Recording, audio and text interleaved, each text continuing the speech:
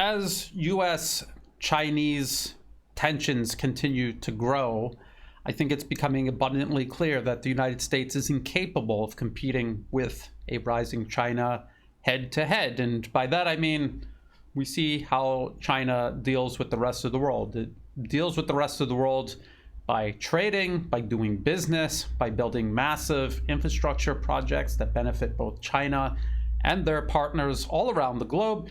The United States is incapable of doing this. So how are they attempting to contain China? How are they attempting to prevent China from surpassing the United States? They're doing it through political interference, political coercion, subversion, and even violence, including terrorism. And I want to talk about some of that terrorism here in Southeast Asia, along China's periphery, an area long targeted by the United States in a bid to encircle and contain China. And one of these incidents happened more recently. I'm going to talk about that one first. The second incident, which happened in Vietnam, several attacks on Vietnamese police stations, was actually in the comment section of one of my videos. Somebody asked about this, so I looked into it, and I was quite shocked and disgusted with what I found in the Western media, which did indeed cover this incident. The first incident I want to talk about, however, is this in Myanmar, which is right next to Thailand, where I am based. I've talked at length about U.S. efforts over decades to install a client regime into power headed by Aung San Suu Kyi. They built a massive network of so-called non-governmental organizations to help her into power and to help her consolidate power. The military in Myanmar ousted Aung San Suu Kyi and her government, and ever since then, the US, the UK, other nations in Europe have been backing the opposition, and they are trying to get them back into power. And they're doing this through extreme violence, terrorism. Some might call it a civil war or an insurrection. It is terrorism. And this is one of the examples of the terrorism taking place. So it says, Lily Nang Kya, killing of Myanmar singer unnerves pro-military celebrities. So she is a singer, and she was killed by the US-backed terrorists. And yet, if you go through this entire article from top to bottom, you will not see the word terrorism or murder or anything used even once. As a matter of fact, the entire article is attempting to justify her murder by claiming she was close to the military. She supported the military, and we've said that the military is bad, so that justifies murdering a singer who's not part of the military, who's only expressing her political views, which are different from the agitators and terrorists that we back.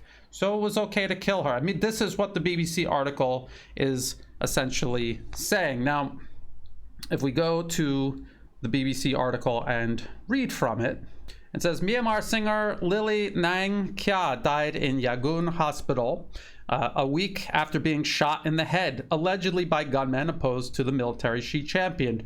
Her death has not only shocked military supporters, but also celebrities working with the pro-military media. The 58-year-old was close to top junta leaders who seized power in 2021, plunging the country into war. She has also been accused of being an informant. 2 men have been arrested and accused of her killing.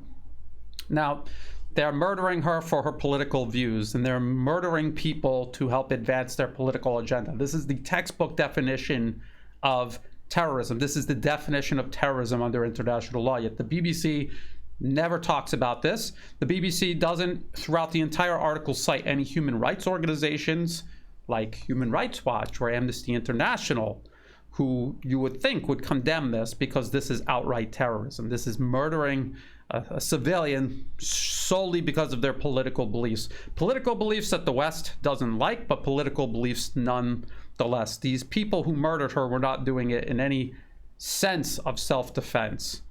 It also says that these 2 suspects belong to an urban guerrilla group opposed to the military. So these are the so-called freedom fighters that the West has been talking about. for several years now, claiming that they're fighting for democracy against the evil military junta in Myanmar. But as you can see, they are actually just terrorists who will murder anybody, not just the people who they are trying to oust from power, but anyone who supports them. They also murder anyone who doesn't sufficiently support them enough. So they could be people on their side, but they don't support them enough, so they murder them as well. This is what's been going on, and I've been covering this for years now. And I will put older videos about these atrocities as reported by the Western media in the video description below. The BBC continues, Ms. Kya's killing is the latest in a series of assassinations of high-profile government supporters. Not people in the government, people who support the government. They're killing these people. They're killing people for free speech.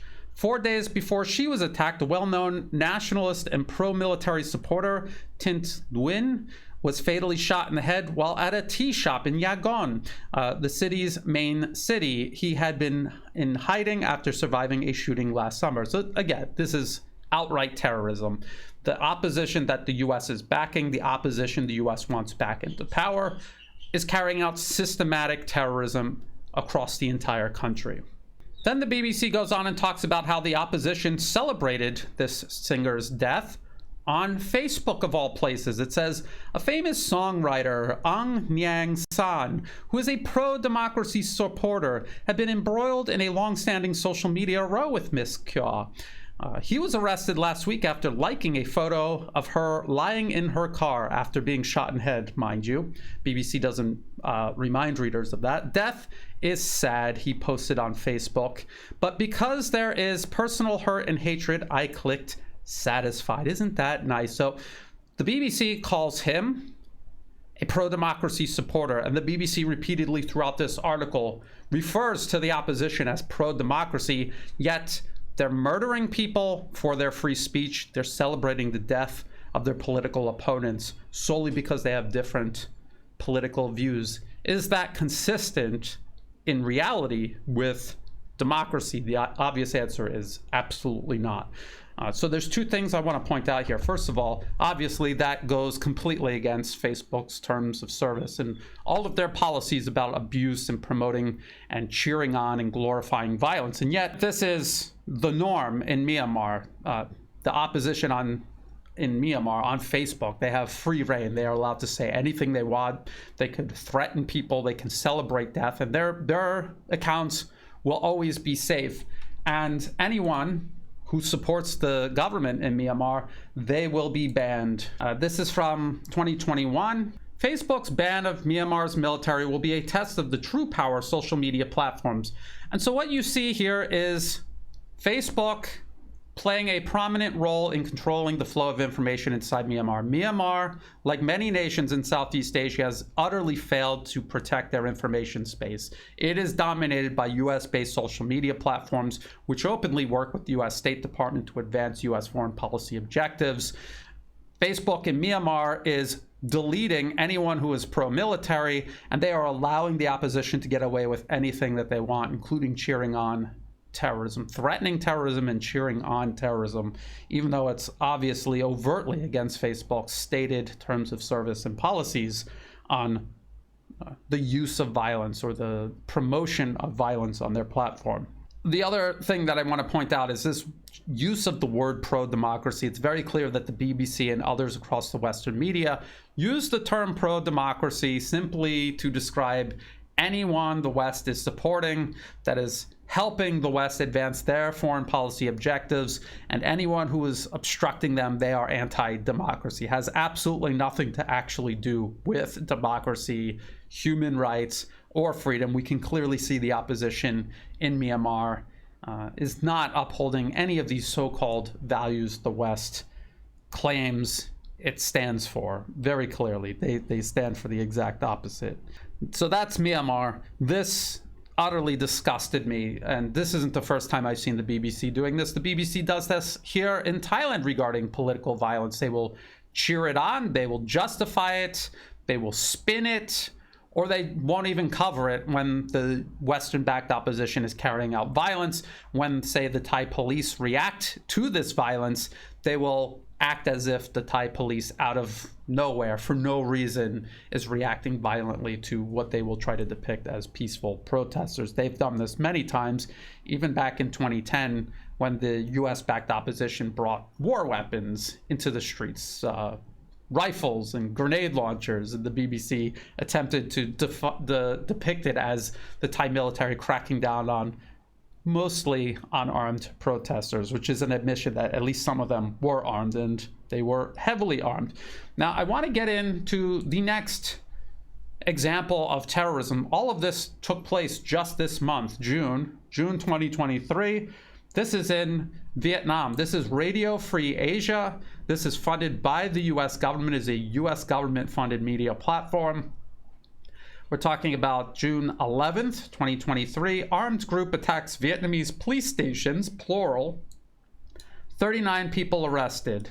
And then right under the headline, it says, reasons behind attack in Central Highlands unclear, but people in region have felt oppressed and cheated. So I guess it's okay to carry out a terrorist attack. By the way, some of the 9 people who were killed were just innocent civilians, bystanders caught up in these attacks. There were also public officials who were killed. So it says the state-linked Voice of Vietnam website said Tuesday that police had now arrested 39 people and raised the death toll to 9 people, 4 police officers, 2 commune officials, and 3 locals. So again, another clear example of terrorism carried out by some extremists among an ethnic minority in Vietnam. Throughout the entire Radio Free Asia, you will not see the word terrorism used once. As a matter of fact, this entire article, like the BBC article, spends most of its time trying to justify and spin the terrorism. Now, it says, the reasons behind the attack weren't immediately clear, but anger and frustration in the region has grown after decades of government surveillance, land disputes, and economic hardship. It also says that in 2020, Human Rights Watch said the Montagnards, so that is this ethnic minority involved in this terrorist attack, have been subject to constant surveillance and other forms of intimidation, public criticism, arbitrary arrest, and mistreatment in security force custody. In detention, the authorities question them about their religious and political activities and any efforts to flee Vietnam. The group said during the Vietnam War, the Montagnards fought alongside the U.S. Army Special Forces in the Central Highlands. So maybe that's why Vietnam's government is suspicious of them. They fought side by side with American invaders during the Vietnam War, and from that point onward, having lost the war, they have pursued separatism ever since. And it never says that once in the Radio Free Asia article, but I've done some digging on this ethnic minority, the extremists among them, and they are indeed pursuing separatism in Vietnam. That is why the Vietnamese government is suspicious of them. And of course, they aren't just pursuing separatism politically, they're also doing it through armed terrorism. Now, I want to go back to the year 2000 just to show you how long this has been going on and how the United States government, from the end of the Vietnam War up until today, continues to support this ethnic minority and their bid for separatism in Vietnam. So here is a US government website, govinfo.gov, and this is a year 2000 United States-Vietnam trade relations hearing. And there's all of these people that are involved, different representatives within the US government, but there's also Montagnard ethnic minority representatives, and they are from an organization called Montagnard Human Rights Organization. So again, it's always the United States funding these fake NGOs claiming to be upholding or fighting for human rights, but in the fine print, you will always find the cause of separatism on the official website itself, just like with the Uyghurs in China's western region of Xinjiang. They claim that they're fighting for human rights against a Chinese crackdown on them, but yet on their own websites they admit that they're separatists. So of course the government's going to crack down on them, just as the US government would crack down on separatists within US territory. So if we look at what was said during this hearing, there's a question asked about how the US can most effectively influence the pace and direction of economic and political reforms in Vietnam. So this is a U.S. government hearing, and they're asking, what is the best way we can interfere and meddle in Vietnam economically and politically? And here was the answer. It says the number one goal should not be to help them, Vietnam, grow economically, because as Ronald Reagan said about the Soviet Union, every week he would say, what we have to do is undermine the Soviet Union's economy, which eventually led to freedom in Russia. And what do they mean by freedom in Russia?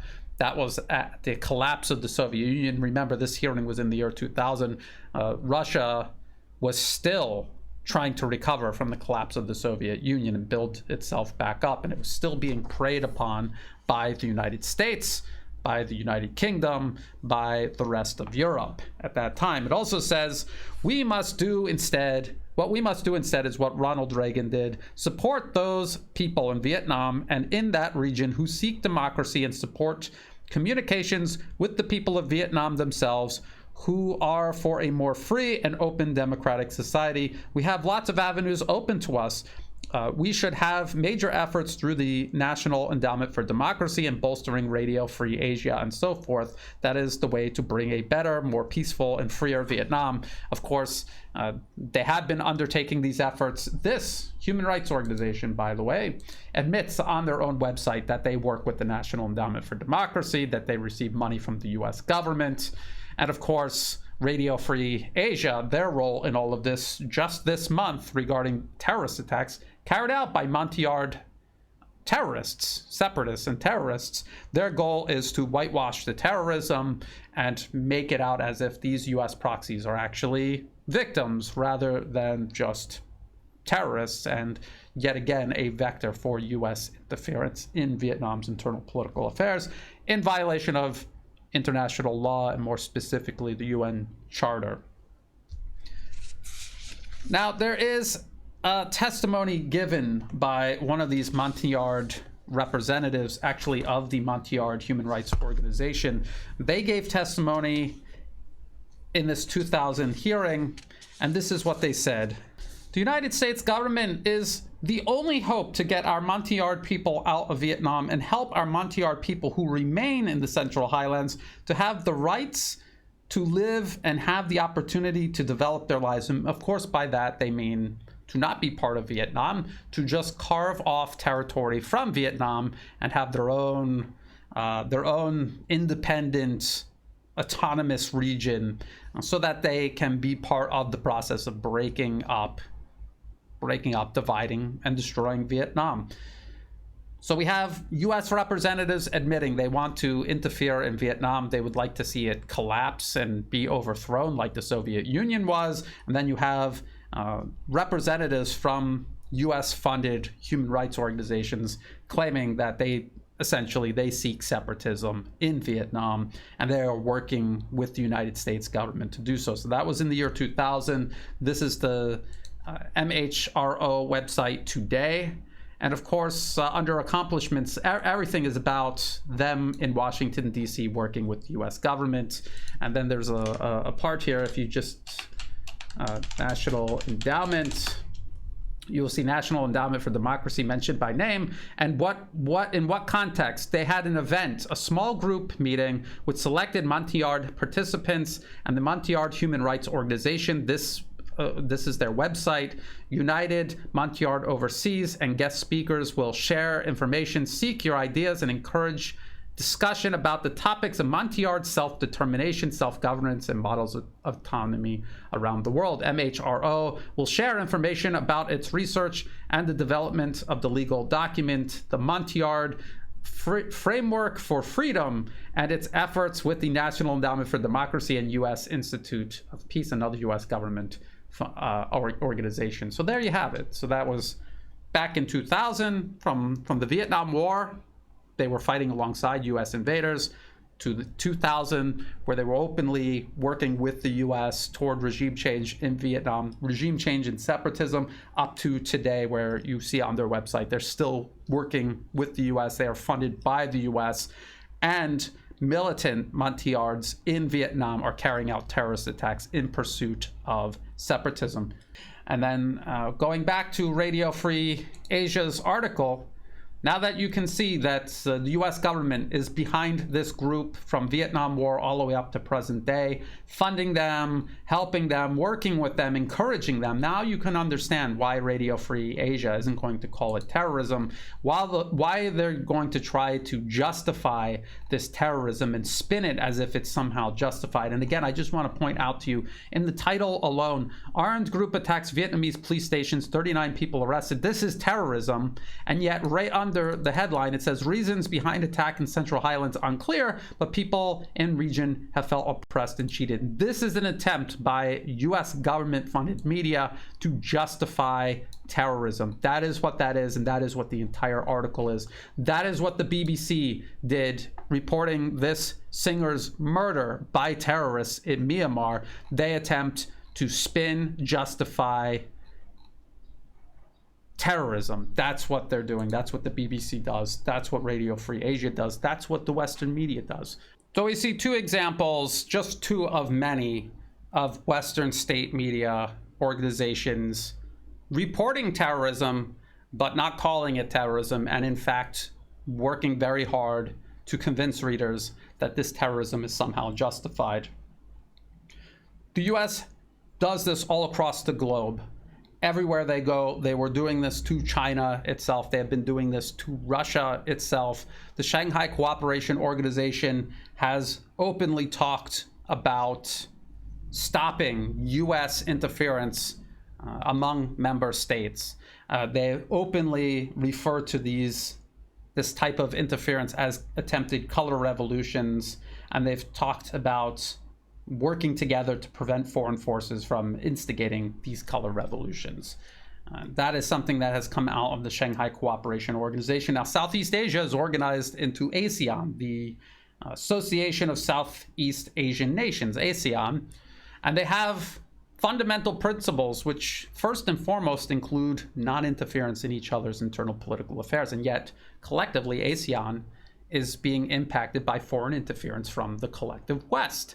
Why doesn't ASEAN organize together a collective response to this interference, which is affecting each and every single member of ASEAN, from Vietnam to Myanmar and everywhere in between, including Thailand, where I'm based? Their information space should be cleared out of these US-based social media platforms that monopolize their information space.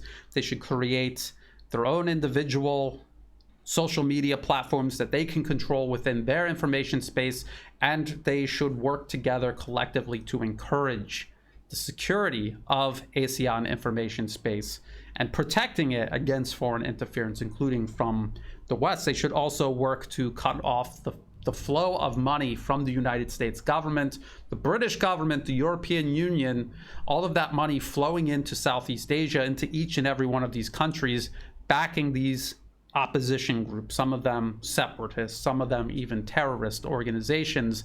They need to cut that money off, and they need to support each other in their efforts cutting that money off. Because if, say, Thailand today said we're going to cut all of the NED money flowing into Thailand, the US, the collective West, the media across the West would target Thailand. The rest of ASEAN should support Thailand, and when it's someone else's turn in ASEAN to cut off the funding, Thailand should help, along with the rest of ASEAN, to support that country in its bid to secure its own sovereignty. The individual sovereignty of every country in ASEAN is going to add up to the sovereignty, the overall sovereignty of ASEAN itself. They're being collectively attacked. They need to work collectively to defend themselves. As China continues to rise, as the US as a global hegemon continues to fade, Washington's temptation to resort to backing opposition groups up to and including terrorism, that's only going to increase. What they're attempting to do here in the region is to either effect regime change in each and every one of these countries, or sufficiently destabilize them to deny them as a viable partner for China and the rest of Asia's rise.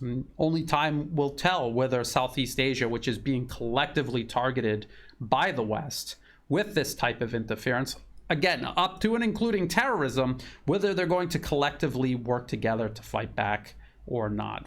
Only time will tell. We're just going to have to wait. And in the meantime, I will continue covering these incidents that are going to be spun and attempts made to justify them in the Western media. I will peel away the propaganda and show people what is really going on. If you thought this video was useful, please like and share.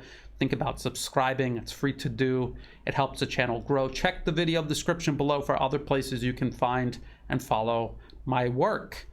In the video description, there are also all of the links that I referenced in this video, as well as some others that I didn't cover, but which give added context to these topics.